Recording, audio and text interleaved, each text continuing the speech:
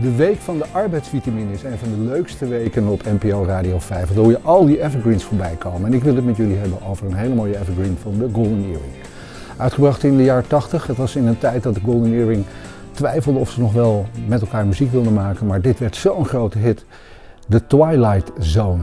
En geschreven door gitarist George Cormans. Liet zich niet inspireren door die hele beroemde televisieserie The Twilight Zone. Het zit wel in de tekst van het liedje. Maar hij las een boek, The Bourne Identity van Ludlum. En daar is later ook nog een hele mooie film van gemaakt. Nou, het gaat over een KGB-agent. Die wordt neergeschoten op een hotelkamer. Heel tragisch, maar die dingen gebeuren blijkbaar. En het zit ook in het liedje natuurlijk. When the bullet hits the bone. Het zou zomaar kunnen dat als je dit weekend gaat stappen ergens dat je een flipperkast tegenkomt van de Twilight Zone. Er zijn er 3 gemaakt, al door de fabrikant.